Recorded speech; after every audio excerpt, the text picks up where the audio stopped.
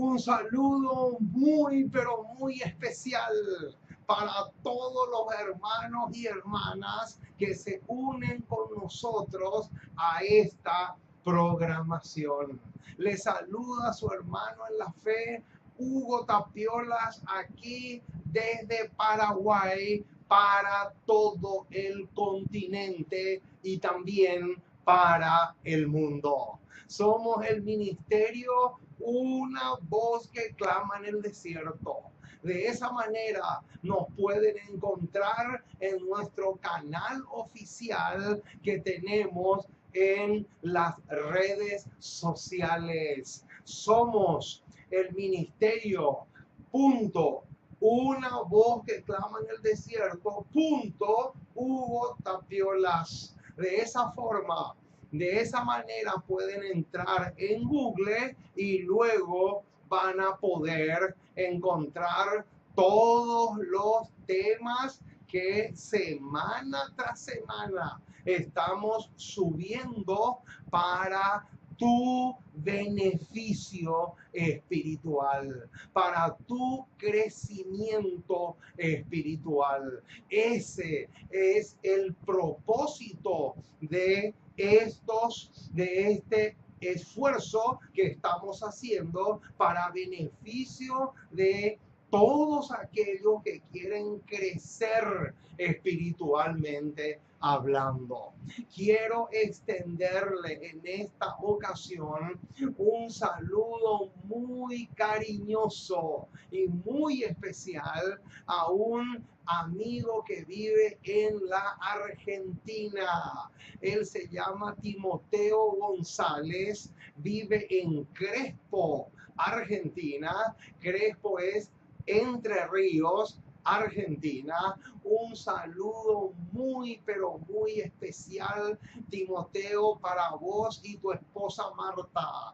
Decile a Marta que estamos orando por ella y decirle también que hay unas hermosas, pero hermosas posibilidades que pueda dejar la silla de ruedas y pueda volver a caminar nuevamente si se pone en contacto con el hermano Orellana. Oh, qué hermoso, mis amados, saber que tenemos sanidad para nuestros cuerpos también por la gracia y el poder de nuestro Salvador Jesucristo. Un saludo muy especial para Timoteo y su esposa Marta allá en la Argentina. Oh, mis amados, estamos felices porque hoy le estamos trayendo un menú riquísimo, un menú muy, pero muy nutritivo. Hoy estamos grabando el tema número 159. Ya van 159 prédicas de tal manera que juntos podamos edificarnos espiritualmente hablando. Estamos felices porque tenemos la libertad de proclamar las poderosas y maravillosas verdades del reino de los cielos.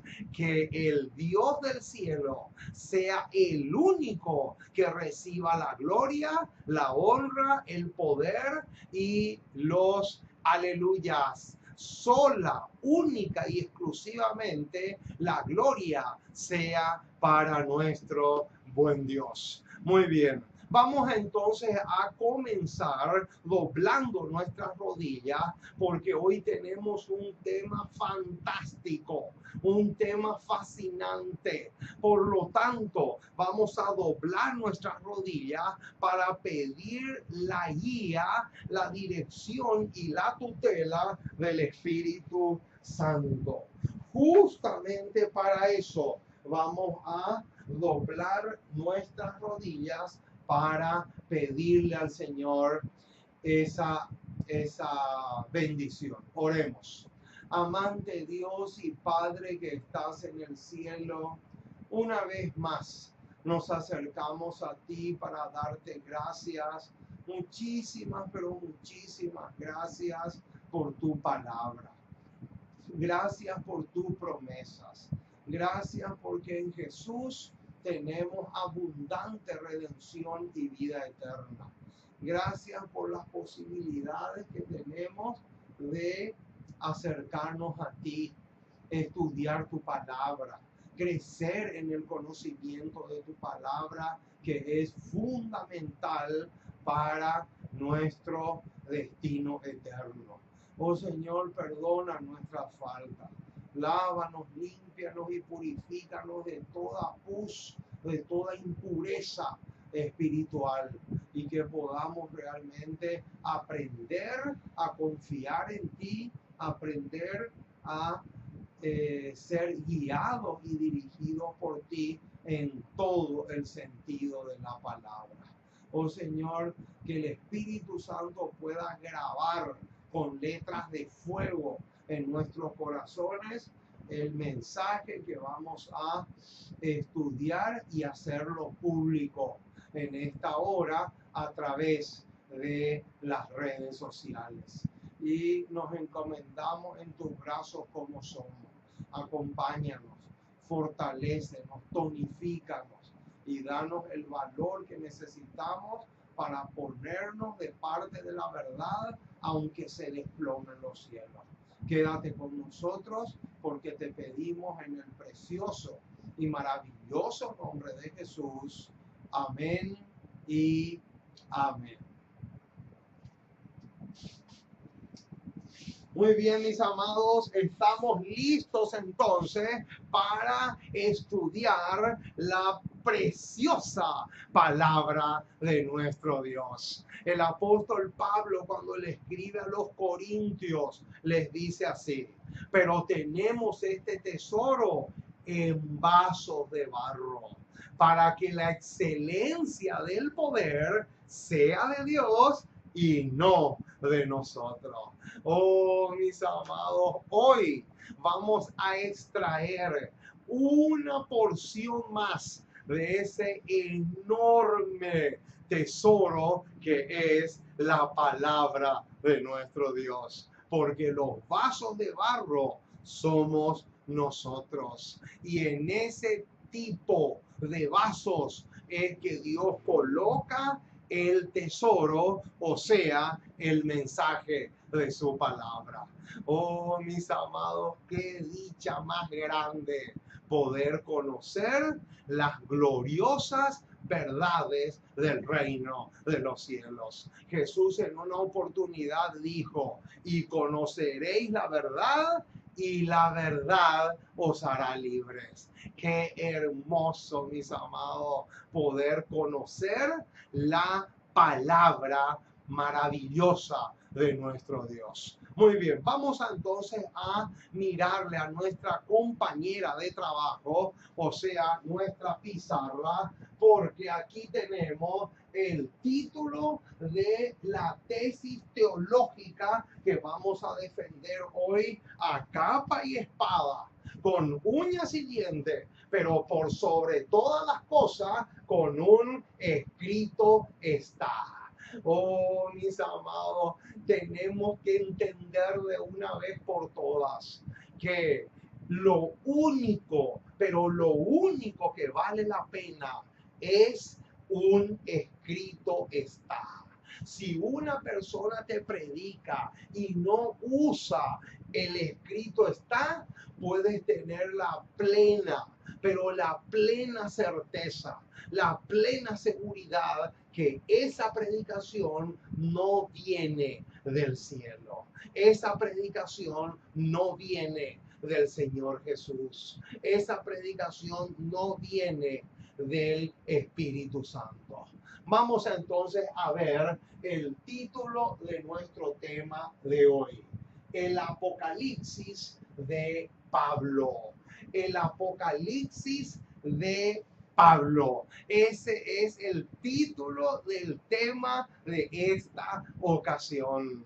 Oh, mis amados, qué hermoso es saber que el Apocalipsis es uno de los, una de las revelaciones más preciosas que el Señor Jesús nos ha dado en su palabra. Pero lo que sería lindo que podamos entender también es que el Apocalipsis no solamente es el último libro de la Biblia. El Apocalipsis también se encuentra en diferentes partes, tanto del Nuevo Testamento como del Antiguo Testamento. Y hoy justamente vamos a hablar acerca de el Apocalipsis que escribió el apóstol Pablo. Justamente de eso vamos a hablar en esta ocasión. Muy bien, vamos entonces a buscar el pasaje. Vamos a poner acá en la pizarra el texto clave. El texto clave de esta ocasión, vamos a poner acá, texto clave es Segunda de Tesalonicenses, capítulo 2, versículos 1 al 12. Segunda de Tesalonicenses, capítulo 2, versículos 1 al 12. Ese texto, Segunda de Tesalonicenses, capítulo 2, versículo 1 al 12, es el Apocalipsis del apóstol Pablo. Y hoy lo vamos a estudiar con lujo de detalles. Vamos a sacarle el jugo a este pasaje porque es un pasaje demasiado espectacular. Alabado sea el nombre del Señor, porque el Espíritu Santo le inspiró al apóstol Pablo a escribir dicho pasaje. Muy bien, vamos entonces a buscar en nuestras Biblias este pasaje tan, pero tan extraordinario. Vamos a buscar y vamos a leer con mucho detenimiento porque es un pasaje demasiado, pero demasiado clave. Segunda epístola del apóstol Pablo a los hermanos de Tesalónica, capítulo 2, versículo 1 al 12. Dice así el registro inspirado. Pero con respecto a la venida de nuestro Señor Jesucristo y nuestra reunión con Él, os rogamos, hermanos, que no os dejéis mover fácilmente de vuestro modo de pensar, ni os conturbéis, ni por espíritu, ni por palabra, ni por carta, como si fuera nuestra, en el sentido de que el día del Señor está cerca. Ahora, noten el versículo 3. El versículo 3 es clave. Dice así: nadie os engañe en ninguna manera, porque no vendrá sin que antes venga la apostasía y se manifieste el hombre de pecado, el hijo de perdición, el cual se opone y se levanta contra todo lo que se llama Dios o es objeto de culto, tanto que se sienta en el templo de Dios como Dios, haciéndose pasar por Dios. ¿No os acordáis que cuando yo estaba todavía con vosotros os decía esto? Y ahora vosotros sabéis lo que lo detiene, a fin de que a su debido tiempo se manifieste. Versículo 7. Porque ya está en acción el misterio de la iniquidad. Solo que hay quien al presente lo detiene hasta que él a su vez sea quitado de en medio. Y entonces se manifestará aquel inicuo, a quien el Señor matará con el espíritu de su boca y destruirá con el resplandor de su venida. Inicuo cuyo advenimiento es por obra de Satanás, con gran poder y señales y prodigios mentirosos, y con todo engaño de iniquidad para los que se pierden, por cuanto no recibieron el amor de la verdad para ser salvos. Por esto, Dios les envía un poder engañoso para que crean la mentira, a fin de que sean condenados todos los que no creyeron a la verdad, sino que se complacieron en la injusticia. Oh, mis amados, lo que acabamos de leer es demasiado espectacular. Lo que acabamos de leer tiene una profundidad tremenda, mucho más profundo de lo que nos podemos imaginar. Ahora, vamos a responder varias preguntas en relación a estos versículos que acabamos de leer del 1 al 12. No vamos a poder abarcar todo con una profundidad enorme, porque eso sería imposible, pero sí vamos a abarcar bastante. Entonces, la primera pregunta que surge es en relación al versículo 3. Por lo tanto, vamos a volver a leer de nuevo el versículo 3. Nadie os engañe en ninguna manera, porque no vendrá sin que antes venga la apostasía. Y ahora noten, el detalle que viene ahora es clave, pero clave mayúscula. Noten cómo dice: y se manifieste el hombre de pecado, el hijo de perdición. Entonces, la primera pregunta que vamos a responder tiene que ver con el versículo 3 y dice así: ¿cuáles son las cuatro cosas? Noten, ¿cuáles son las cuatro cosas que iba a suceder si los de Tesalónica caían en el engaño de creer que Cristo iba a venir en sus días? Esa es la primera pregunta que vamos a responder en esta hora. Noten, ¿cuáles iban a ser los cuatro engaños? Noten, en cuatro engaños los hermanos de Tesalónica iban a caer si ellos aceptaban el engaño que Satanás estaba esparciendo por ahí de que Cristo iba a venir en sus días. La respuesta la encontramos en Conflicto de los Siglos, página 509 y 510, dice así: cuando la iglesia de Tesalónica adoptó falsas creencias, ojo con eso, cuando la iglesia de Tesalónica adoptó falsas creencias respecto a la venida de Cristo, noten, el apóstol aconsejó a que examinaran las escrituras. Noten, hermano, ¿cuál fue el consejo que el apóstol Pablo le dio a los de Tesalónica cuando empezaron ellos a aceptar ciertas enseñanzas que no eran correctas? El apóstol Pablo les remitió directamente a las escrituras. Y noten lo que viene ahora.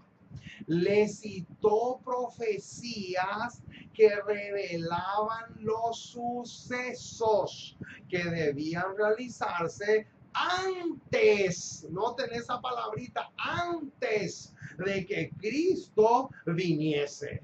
Si se entregaban a estos engaños, ojo, acá viene, noten, si se entregaban a estos engaños, se verían inducidos a seguir una conducta errónea.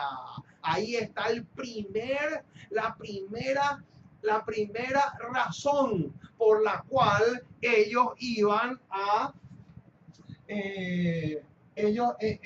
si aceptaban los engaños, ellos iban a caer. Vamos a poner acá la razón número uno.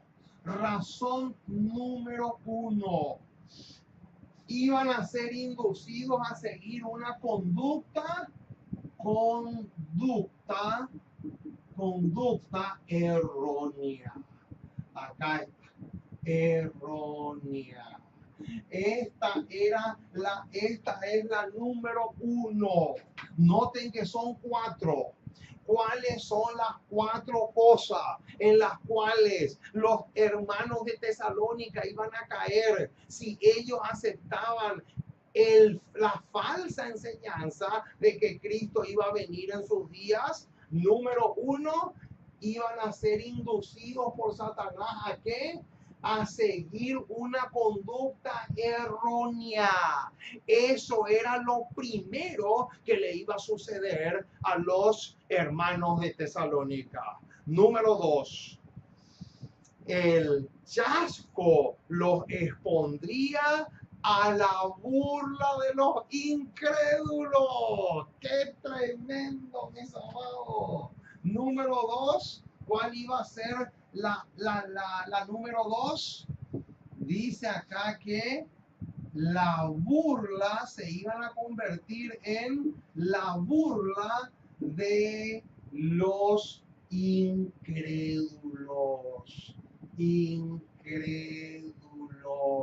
Noten, hermano, ¿qué más? Aparte de ser inducido a caer en una conducta errónea, ¿qué más iba a suceder si los hermanos de Tesalónica aceptaban las falsas enseñanzas que Satanás estaba queriendo sembrar en esa época, en los corazones y en las mentes de la gente? Número 2, se iban a convertir en la burla de los incrédulos. ¡Qué tremendo ese detalle! Número 3, correrían peligro de ceder al desaliento. Número 3, entonces, iban a hundirse en el desánimo, en el desaliento o en el desánimo. Y número 4, estarían tentados a poner en duda las verdades esenciales de la salvación. Noten, dudar de qué? Dudar de las verdades, gloriosas de la salvación. Aquí tenemos, mis amados, las 4 razones, las 4 cosas que iban a suceder si los hermanos de Tesalónica caían en el error de pensar que Cristo iba a venir en sus días. Por eso es que el apóstol Pablo les dice que nadie os engañe, porque no vendrá sin que antes venga la apostasía. Noten, y estas son las 4 cosas que iban a suceder si los hermanos de Tesalónica caían en las falsas enseñanzas que estaba siendo, que Satanás estaba procurando introducir en la mente de ellos. Número 1, iban a caer en una conducta errónea. Número 2, se iban a convertir en la burla de los incrédulos. Número 3, iban a hundirse en el desánimo. Y número 4, iban a dudar de las verdades gloriosas de la salvación. ¡Qué tremendo, mis amados! Se dan cuenta las terribles, pero las terribles consecuencias que trae el aceptar ciertas herejías o enseñanzas erróneas. Aquí tenemos un ejemplo de eso. Ahora, otro detalle más que tenemos que cubrir en este estudio que estamos haciendo es el siguiente. ¿En qué parte del Antiguo Testamento estaba pensando Pablo cuando escribió el versículo 3 y 4 de Segunda de Tesalonicenses 2? Qué interesante esta pregunta. Noten, ¿en qué pasaje del Antiguo Testamento se inspiró el apóstol Pablo para escribir los versículos 3 y 4 de Segunda de Tesalonicenses 2? La respuesta la encontramos en el libro Hechos de los Apóstoles, página 218. El don profético nos responde esta pregunta y dice así: el apóstol Pablo les recordó el hecho de que el poder papal, ojo, noten con eso, el poder papal, y noten ahora el detalle que viene, tan claramente descrito por el profeta Daniel, ahí está, noten, tan claramente descrito por el profeta Daniel, quiere decir entonces que el apóstol Pablo, cuando escribió Segunda de Tesalonicenses 2, los versículos 3 y 4, estaba pensando en el poder papal del cual habló el profeta Daniel en el capítulo 7 de su libro. ¡Qué tremendo, mis amados!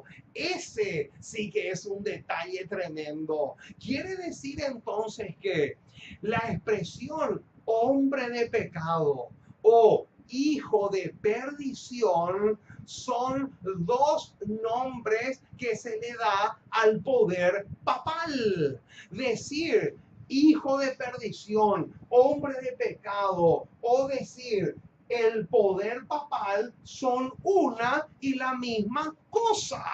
Son sinónimos. Eso está clarito. Ahora, noten cómo sigue diciendo. Estaba todavía por levantarse.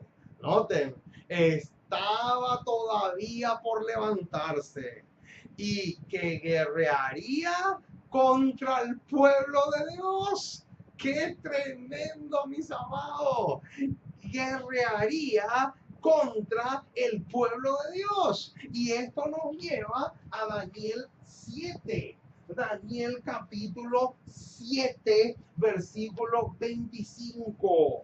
Justamente de este capítulo 7 del profeta Daniel fue que el apóstol Pablo se inspiró para hablar acerca del hombre de pecado y del hijo de perdición en segunda de Tesalonicenses capítulo 2. Noten lo que dice el versículo 25. Daniel 7:25. Este pasaje es clave.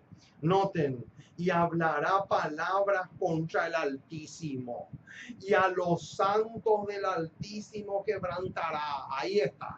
Y pensará en cambiar los tiempos y la ley, y serán entregados en sus manos hasta tiempo y medio tiempo.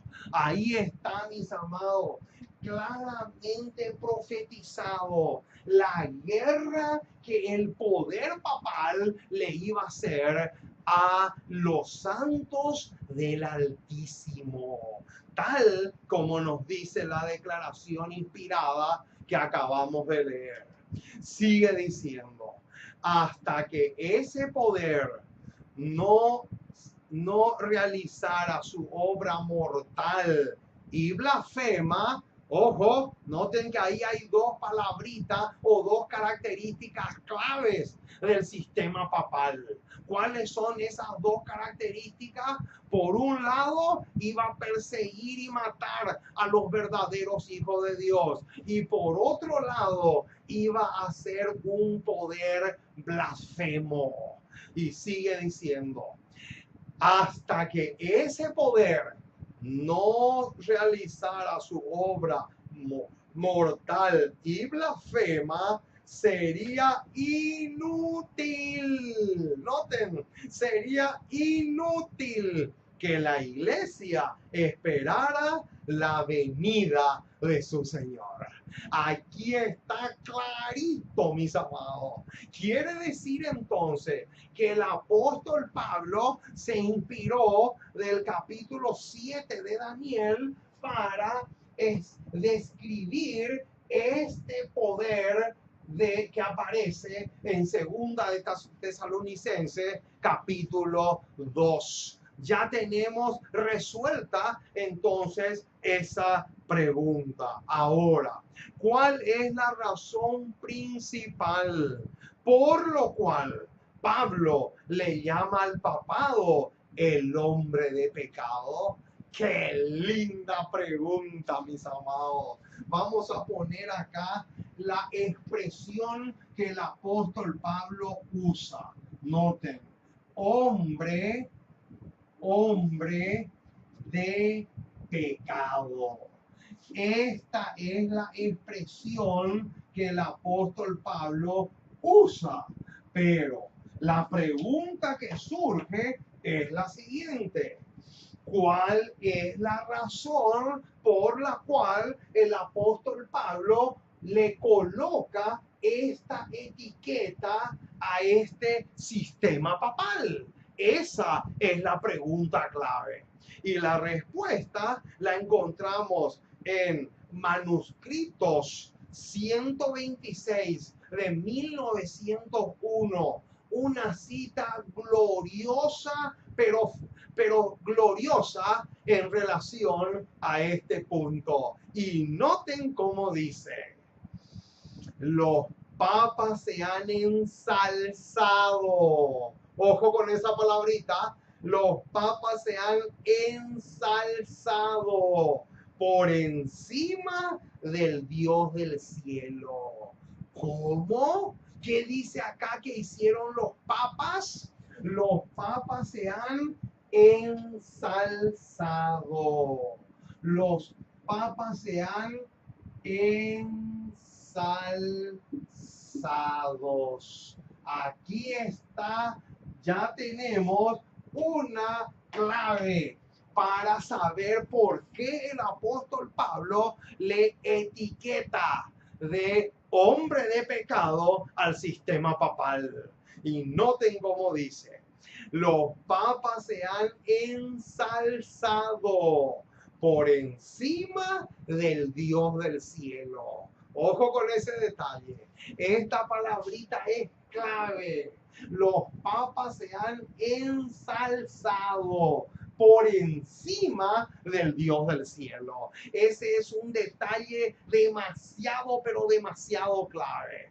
Sigue diciendo: por la forma en que han tratado la palabra divina. ¡Qué tremendo, mis amados! ¿Cómo dice? Acá dice que los papas se han ensalzado por encima de Dios, pero ¿de qué forma?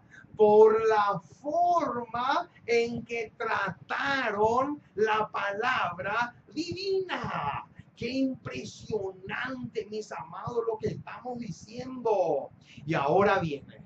Esta es la razón por la que en la profecía se especifica al poder papal, o se lo llama al poder papal como al hombre de pecado.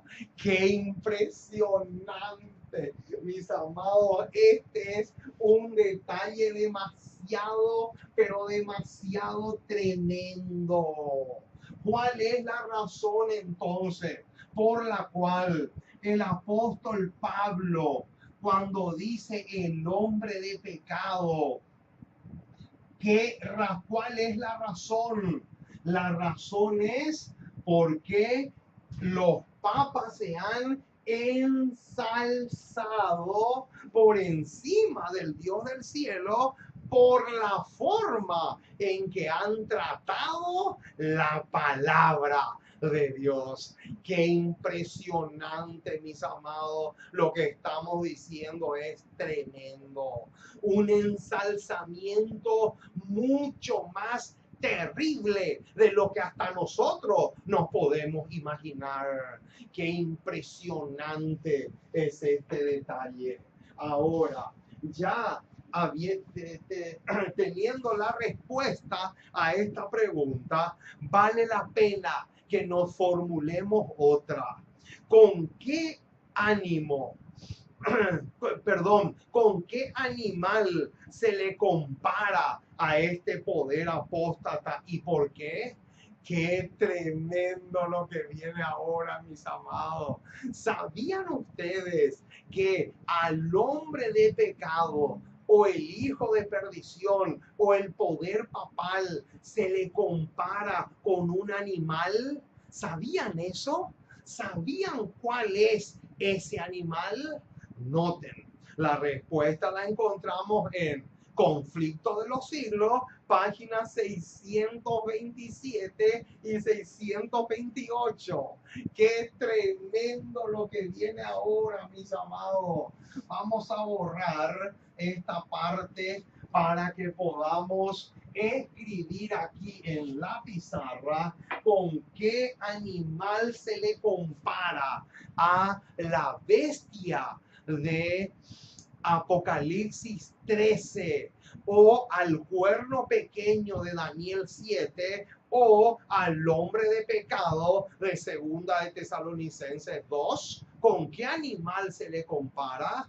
Noten, Conflicto de los Siglos 627 y 628 dice: el papado es precisamente lo que la profecía declaró que sería. Noten, la apostasía de los postreros días. Ahí está. Noten, hermanos, clarito. O sea, cuando el apóstol Pablo dice, porque no vendrá sin que antes venga la apostasía, ¿en qué estaba pensando el apóstol Pablo? El apóstol Pablo estaba pensando en el sistema papal. El apóstol Pablo estaba pensando justamente en el poder papal. En ese poder estaba pensando cuando utilizó la palabra apostasía en segunda de Tesalonicenses capítulo 2. Ahora, ¿con qué animal se le compara y por qué? Sigue diciendo, bajo la apariencia variable. Ojo con esa palabra, bajo la apariencia variable del camaleón. Epa, ojo, ahí está. Noten, bajo la apariencia variable del camaleón, ahí está, acá está. ¿Con qué animal se le compara a la bestia de Apocalipsis 13, o sea, el papado? Noten, bajo la apariencia variable del camaleón, acá viene, oculta, noten, oculta el mismo veneno de la serpiente. ¡Qué impresionante, mis amados! ¿Por qué se le compara al poder papal con el camaleón? Aquí está, mis amados. ¿Con qué ¿Por qué se le compara a al hombre de pecado de segunda de Tesalonicense con este lagarto llamado camaleón? ¿Por qué? Porque dice que oculta. Noten, oculta ¿qué cosa? Oculta su veneno. Qué tremendo, mis amados. Aquí está la razón por la cual se le compara a este poder de segunda de Tesalonicenses 2 con un camaleón. ¿Por qué? Porque oculta su veneno, oculta todo su veneno y es impresionante la cantidad de veneno que tiene este camaleón. Oh, mis amados, por esa razón es que en Apocalipsis 18 hay un llamado espectacular. Salid de ella, pueblo mío. Justamente por eso en Apocalipsis 18 hay un tremendo llamado para salir de la Babilonia espiritual que es el camaleón, o sea, el hombre de pecado, el hijo de perdición. ¿Por qué? Porque ese camaleón tiene muchísimo, pero muchísimo veneno para inyectarle a sus víctimas. Oh, mis amados, por esa razón necesitamos salir de allí. Necesitamos dar el llamado de Apocalipsis 18 que dice: salid de ella, pueblo mío, para que no seas inyectado con el veneno terrible de este camaleón profético, que no es otra cosa que el sistema papal o el poder romano. Qué impresionante lo que estamos diciendo, mis amados. Ahora, otro detalle importantísimo es el siguiente. ¿Qué mezcla se tuvo que dar para que surja el camaleón o el hombre de pecado? Qué interesante esta pregunta. ¿Sabían ustedes que tuvo que surgir, tuvo que haber una mezcla extraña, una mezcla rara para que pueda surgir el hombre de pecado o el hijo de perdición? Ahora, ¿a qué mezcla nos estamos refiriendo?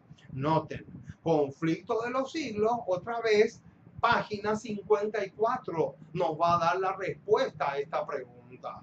Dice, este convenio, ¿cómo? ¿Convenio? Sí, este convenio entre el paganismo y el cristianismo, ¡epa!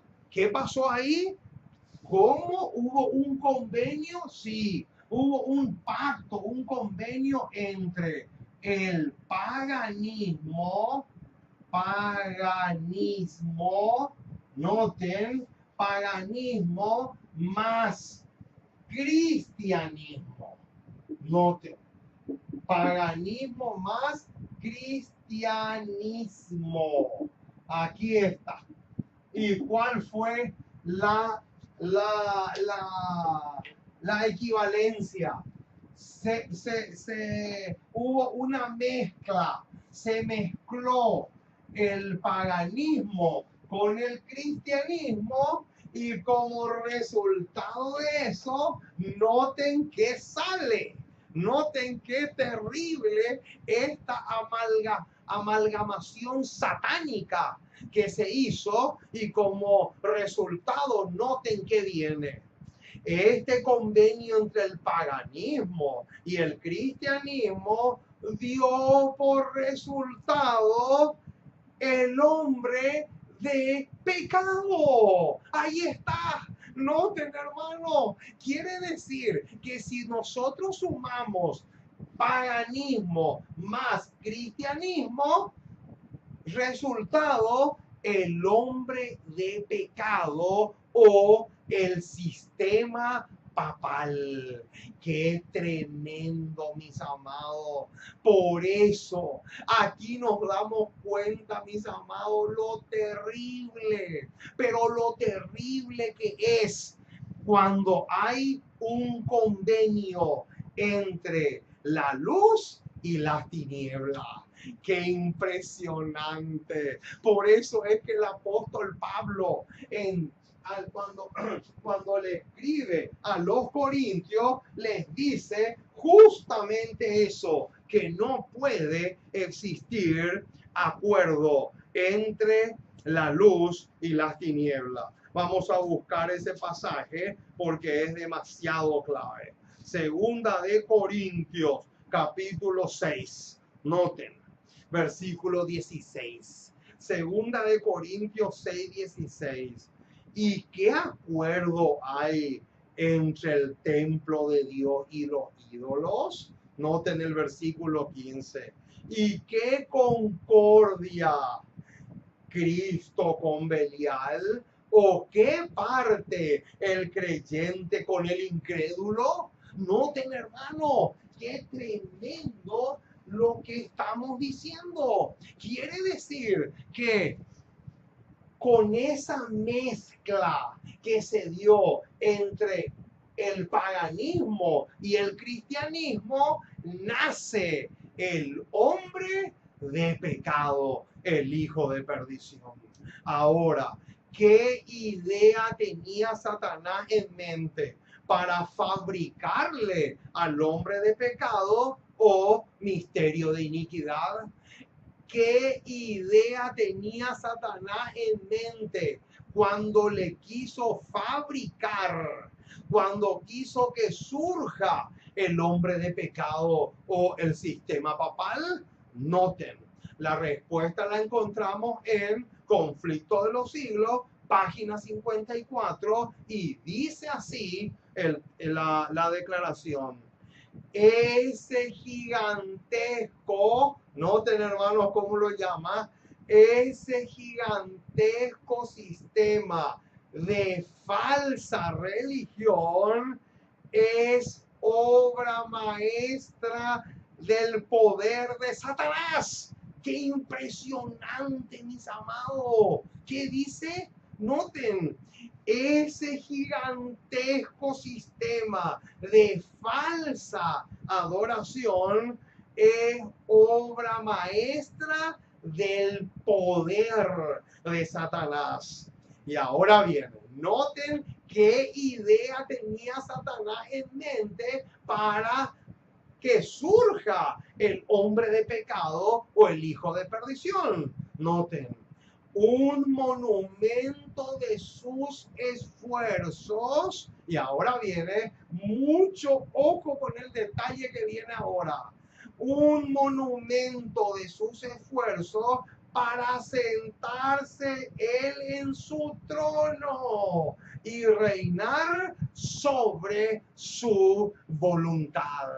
Qué tremendo, mis amados, lo que estamos diciendo. ¿Cuál era entonces qué idea tenía Satanás en mente cuando le fabricó o le hizo surgir al hombre de pecado o el hijo de perdición? El propósito era que él se siente en el trono. Ese era justamente la idea que Satanás tenía en mente para que surja este hombre de pecado, como lo llama el apóstol Pablo. Ahora, ¿qué mandamiento de la ley de Dios tuvo que ser atacado para que surja el misterio de la iniquidad? Qué tremendo, mis amados. Noten, la respuesta la encontramos en Conflicto de los Siglos, página 58. Y dice así: se había atrevido a cambiar el único precepto o mandamiento de la ley que señala al Creador. ¡Qué tremendo! Noten, se había atrevido a cambiar el único precepto de la ley de Dios que señala al Creador. En el cuarto mandamiento, Dios es dado a conocer como el creador del universo. Alabado sea el nombre del Señor. ¿Cómo aparece el Dios del cielo en el cuarto mandamiento? Como el creador del sol, la luna, las estrellas, las galaxias, como el creador de todo el universo. Noten. Y ahora viene. Noten, hermano, el bombazo que se viene ahora. Escuchen. La observancia del domingo como institución cristiana tuvo su origen en el misterio de iniquidad. ¡Qué tremendo, mis amados! ¿Dónde tuvo su origen la observancia del domingo? La observancia del domingo no tuvo su origen en el Nuevo Testamento, como muchos evangélicos los están proclamando falsamente. Esa es una mentira del padre de la mentira, o sea, de Satanás. La observancia del domingo es una institución creada por el poder papal. Por lo tanto, cualquier persona que adore en domingo está adorando a aquel que por medio del sistema papal se sentó en el trono con el propósito de recibir adoración. Qué impresionante, mis amados, lo que estamos diciendo. Ahora, otro detalle más que tenemos que tener en cuenta es el siguiente. ¿Qué relación tiene este tema con el espíritu, con el espiritismo moderno? Qué interesante, ¿eh? Noten, Conflicto de los Siglos, página 609.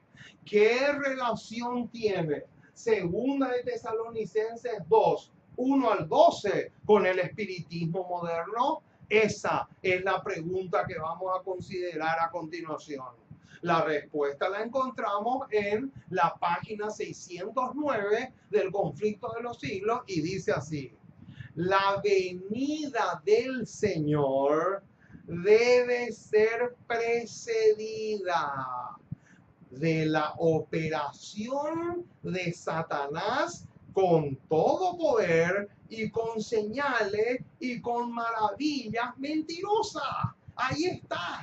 Quiere decir, mi estimado, que antes que Cristo venga a esta tierra, justamente eso, una de las señales va a ser justamente lo que aparece en el versículo 9, Segunda de Tesalonicenses 2:9. Noten lo que dice: inicuo, cuyo advenimiento es por obra de Satanás. Y ahora viene, noten, con gran poder y señales y prodigio mentiroso. Quiere decir entonces que todas las señales y los prodigios que el espiritismo moderno va a hacer, lo va a hacer justamente influenciado por el hombre de pecado o el hijo de perdición. ¡Qué tremendo! Y eso es una de las señales de que Cristo viene por segunda vez a buscarle a su pueblo. Ahora, ¿sabían ustedes que hay una tremenda relación entre Segunda de Tesalonicenses 2:12 con Apocalipsis 18? Vamos a volver a leer el versículo 12. El versículo 12 dice así: a fin de que sean condenados todos los que no creyeron a la verdad, sino que se complacieron en la injusticia. Así dice el versículo 12. Pero la pregunta es, ¿qué relación tiene ese pasaje con Apocalipsis 18? Conflictos de los siglos, página 441, nos va a decir el porqué. Noten: cuando los que no creen a la verdad, sino que se complacen en la injusticia, sean dejados para sufrir desengaño, entonces la luz de la verdad brillará sobre todos aquellos cuyos corazones estén abiertos para recibirla.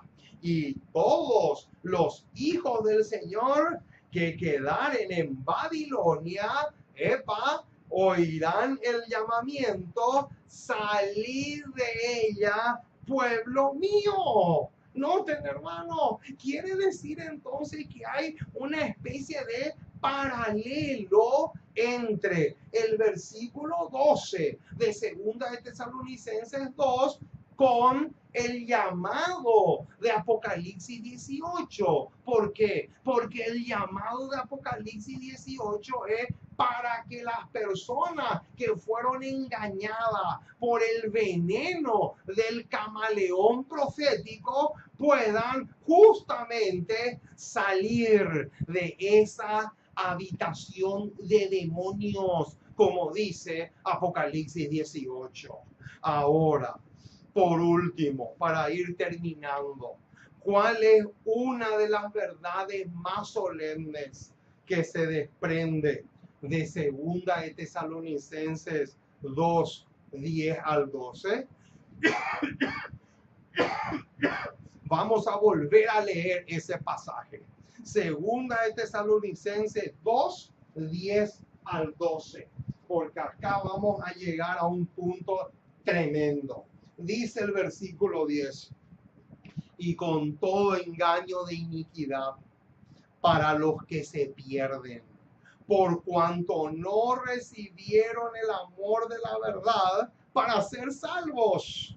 Por esto Dios les envía un poder engañoso para que crean la mentira, a fin de que sean condenados todos los que no creyeron a la verdad, sino que se complacieron en la injusticia.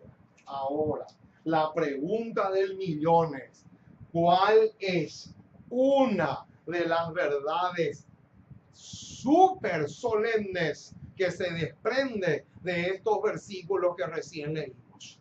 La respuesta la encontramos en Conflicto de los Siglos, página 484, y dice así: los hombres no pueden rechazar impunemente, ojo, los hombres no pueden rechazar impunemente los avisos que Dios les envía.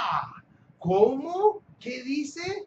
Los hombres no pueden rechazar impunemente, o sea, impunemente quiere decir sin recibir castigo, eso quiere decir la palabra impunemente. Los hombres no pueden rechazar impunemente los avisos que Dios les envía. Luego de decir eso, cita Segunda de Tesalonicenses 2:10-12. Y noten lo que aparece ahora: a medida que se rechazan las enseñanzas de su palabra, epa, ¿qué pasa? A medida que se rechazan las enseñanzas de su palabra, noten qué sucede. Dios retira su espíritu y deja a los hombres en manos del engaño que tanto les gusta. Qué impresionante, mis amados. ¿Qué dice? ¿Qué dice acá? ¿Qué es lo que sucede? ¿Qué es lo que sucede cuando las personas rechazan la palabra de Dios? Dice claramente que cuando las personas rechazan la palabra de Dios, Dios retira su espíritu. Dios retira el Espíritu Santo de las personas y como si fuera poco, les deja en los brazos del engaño. Los deja en los brazos de Satanás. Qué tremendo, mis amados, lo que estamos diciendo. Por eso es que es fundamental escuchar el llamado del apóstol Pablo cuando dice: si oyereis hoy su voz, no endurezcáis vuestros corazones. Que Dios te bendiga ricamente, mi hermano querido, y ojalá que el Espíritu Santo pueda grabar esta verdad en nuestros corazones. Vamos a orar para concluir nuestra programación de la fecha. Vamos a pedirle al Dios del cielo que selle este tema en nuestros corazones. Oremos. Amante Dios y Padre que estás en el cielo, una vez más nos acercamos a ti para darte gracias. Muchísimas, pero muchísimas gracias por tu palabra. Gracias por tus promesas. Gracias porque realmente eres bueno, porque eres maravilloso, porque estás dispuesto a hacer mucho, mucho, mucho por nosotros. Y en esta hora queremos pedirte que el Espíritu Santo pueda grabar en nuestros corazones el tema que hemos analizado y estudiado en esta hora. Oh Señor, quédate con nosotros. Bendice a todos los hermanos y hermanas que en diferentes partes del continente nos siguen a través de las redes sociales y que podamos realmente ser dichosos en recibir tus enseñanzas y tu palabra, para que de esa manera no tengamos que caer en los engaños que Satanás anhela sembrar en las mentes de aquellos que no estudian tu palabra. Gracias por escucharnos y acompáñanos hoy y siempre, porque te pedimos en el precioso y maravilloso nombre de Jesús. Amén y amén.